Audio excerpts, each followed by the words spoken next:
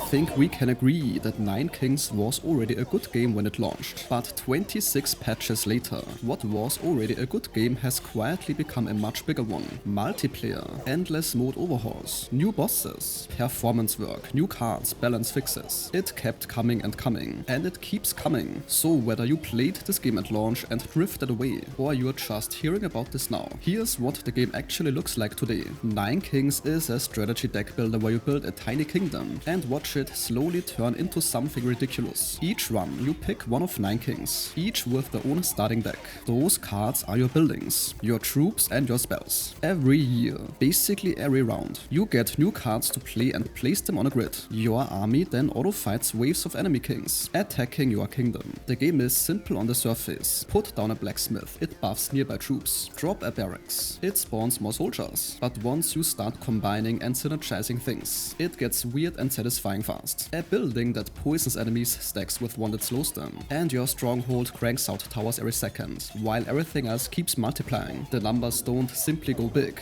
they can very much go into the absurd territory, literally hundreds of thousands of damage by late game, and the game doesn't pretend that's a problem that needs to be fixed. This is the whole point of the game. As for the kings themselves, King of Stone is basically the friendly starting point. Level up your stronghold and it gets stronger. It's simple. King of Blood lets you sacrifice your own units to power up others. King of Nothing gives you almost nothing to start with and makes you scramble with whatever you can piece together. These all play noticeably differently, especially once you get into them. Every few rounds you pick a decree, a permanent buff for the run. Things like your towers doing double damage, or your wall reflecting hits back at enemies. This is usually where a run starts to come together or fall apart. Some decrees are obviously great, some are useless for what you're building, and occasionally you get one that completely changes your direction mid-run. When you beat an enemy king's troops, then you can steal one of their cards, or make peace with the king if the cards don't help you, which keeps your deck cleaner. The base game runs to year 33, that's the main goal. After that, the endless mode kicks in, and you just try to survive as long as possible against harder and harder waves. There's also a quest mode, which is a series of specific challenges tied to each king. Things like different starting conditions, weird restrictions, sometimes painful constraints. Now, since its release, the game has changed a lot across those 26 patches. There's now a full async multiplayer mode, where you fight against each other real players' kingdoms. It's not live, but you each play under the same conditions, and it compares how long you lasted. You climb through 9 ranks, unlock cosmetics, do daily missions. It's a whole separate way to play. The endless mode also got a serious overhaul. After year 34, you start fighting the Jack of Chaos, who has his own deck of unusually strong cards that only show up in endless. New bosses appear at years 66 and 99. The performance got heavily reworked too.